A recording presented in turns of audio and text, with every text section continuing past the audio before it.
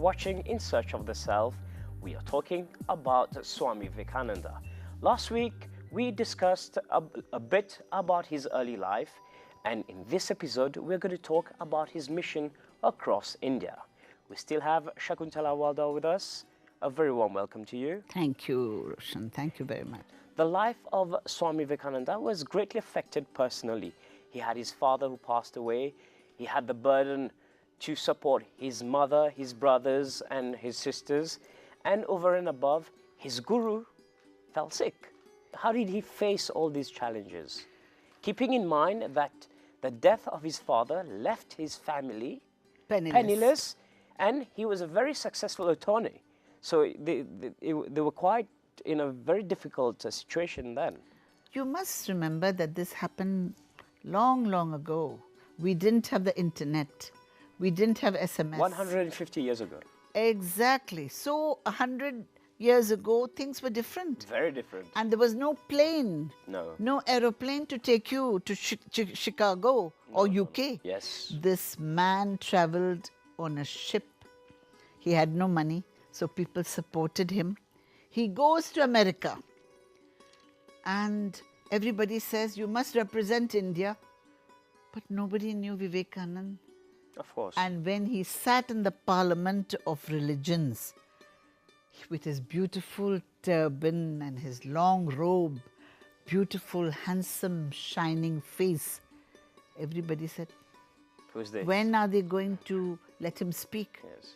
And the first thing he did when he came on the mic, brothers and sisters of America. The moment he said that, the whole hall went mad. Mad, because they said, hey, who is this? Who is calling us brothers? Who is calling? 150 years ago. But he had a different vision. He had a different vision, and he knew that all humans are the same inside. He knew, he had experience with Ramakrishna, that all human beings are brothers and sisters. This was the result of him going around India? No. First, he has gone abroad. Yes. He goes to the Parliament of Religions in Chicago. Of course. But he gets the blessing of Ramakrishna, Yeah. and he goes to do the job of explaining whether there is God or not. Because you can tell me, yes, I know God. How do you know God? You are from morning till night, do you have 5 minutes for God? We don't have. No. We don't sit quiet. You're always running around. We are always running, and we have forgotten that we come from God. And when we die, we have to go back to God. But we've forgotten. We are in a darkness of ignorance. So Vivekananda had a big job. He had to awaken everybody from this darkness. To raise their level To of raise consciousness. their level of consciousness. How well you speak. And raise their awareness. So from the darkness to the light, it's very slow. It's very slow and very painful. Because But he has to convince people he has to convince accept. people, but also he is going through difficulties. His father's gone. He's penniless. He has so many difficulties at home. So one day, Ramakrishna says, you become very poor, my friend. He said, yes. He says, why don't you go and ask Kali, the goddess, for some money? So Vivekananda gets shocked. I go to Kali, ask for money? He says, why not? You need money. No, go and ask. This is the master. This is the master. The master knows what is going to happen. So Vivekananda goes What happens after? No, then he goes to Kali, the goddess Kali. He prays. No, he goes and he forgets that he wants money. Because he's very spiritual. He has a lot of devotion. He cannot ask. When he goes before the goddess, he realizes that God is going to look after everything. He must learn to bear the suffering. This is a very beautiful chapter in the life of Vivekananda.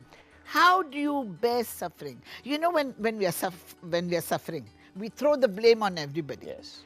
Because of this one, because of that one, I'm suffering. Actually, you're suffering because God has come to give you a lesson, a a tribulation, an exam. You have to pass an exam. So you have to go inward. You must ask God for strength. Yes. And this is what Vivekananda did. So he realized that Ramakrishna was a true teacher. He says, go and pray, go and ask Devi, go and ask Ma to give you money. Every lesson has a silver lining. And every lesson has a meaning. So he had to go through these difficulties to become purer. His ego had melted before Ramakrishna because Ramakrishna, as you say, gave unconditional love. He just loved Narendranath. Whenever he used to see Vivekananda, he used to weep out of love. What a out of beautiful soul. adoration. What a beautiful soul. What a beautiful soul. He could see the real soul of Vivekananda. He probably could see the how much he was enlightened. Correct. He could see the light in, remember Tabriz and Rumi? Exactly. Same. Melted There was by a the love sun. affair. It was a beautiful love affair between the master and the disciple. Because they don't love just the outside.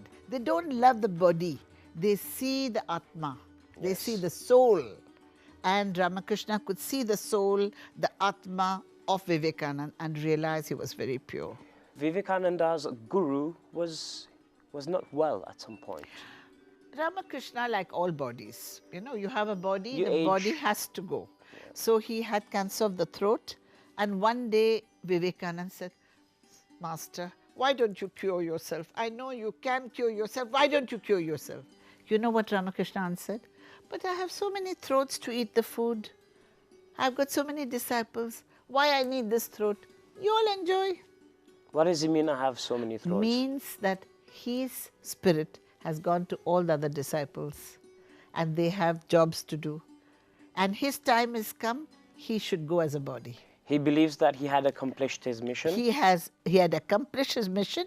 Now he told Vivekananda to take the message to the rest of the world. So he's passing on the torch. He is passing on the torch. He is passing on the torch. And it is then that Vivekananda goes to Chicago and he addresses the people Yes. at the Parliament of Religions. Religions. And this is the beginning of the whole Ramakrishna mission and the spreading of the love and the sense of service. Because Ramakrishna mission stands for love. So Shakun, what is the essence of the Ramakrishna mission?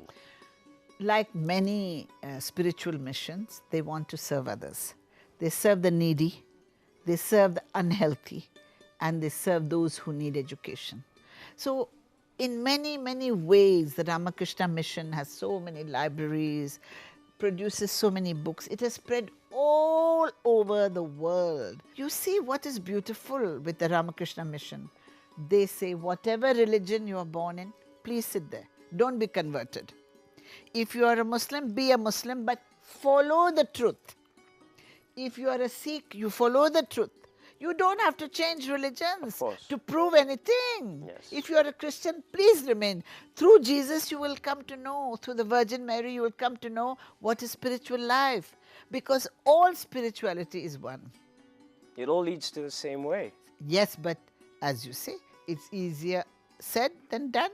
Most people believe no. If you are Sikh, then you are different from me. And I make a club of the Hindus against the club of the Muslims. The intention is to differentiate. You belong here, I belong here. This is for power.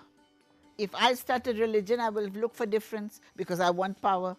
Okay. This is the difference. So those who want power will find the differences, but those who want to share, give of their love, want to serve others, they will join and they will unify.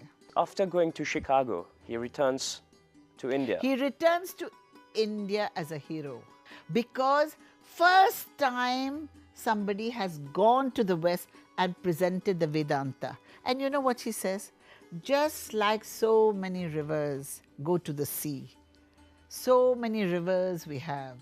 The Muslim river, the Christian river, the Sikh river, all these are rivers, but where do they meet? In the ocean. In the ocean. So we all have to understand that we are part of the ocean. We should not say we are separate. So this was the biggest message he gave the West. And when he came to India, he said he had another message, which was not very easy. because he saw a lot of poverty. Being fond of Western philosophy and history, is it safe for me to say that he was trying also to find a balance between East and West? Yes. Also, he realized that the Western civilization could teach the Indians how to organize, how to have civic sense, because he found the roads were clean, the houses were well kept. He says, why can't my people live like this? But he agonized. His heart was paining because he did not know how to bring the message home, how to take the people out of poverty. So he went to Chicago to see for himself. So, and to find out, to preach, and also to collect funds to help India. And I'll tell you a very beautiful story of Vivekananda. He was in Chicago and they'd given him a 5-star place to stay. In the night, he was not getting sleep. He says, how do I help my millions of people who are sweating, who are struggling, who have not one meal a day? He got out of the bed and he slept on the carpet. Okay. Because he felt, I don't deserve to sleep anywhere. I must sleep like my countrymen. So Swami Vivekananda, Compassion. he always had his country at heart. All the time. He had a deep compassion and he would weep. He was so emotional. He would weep when people were suffering. And he could not stay in this 5-star situation. He slept on the carpet, and when he got up, again he asked his Guru, give me Shakti, give me energy, give me power to understand my country, my people, and God. I will stop you on this thought. You might have noticed one episode is not enough to speak about Swami Vivekananda and his travels to India, but we will definitely catch up in the next episode, so stay tuned.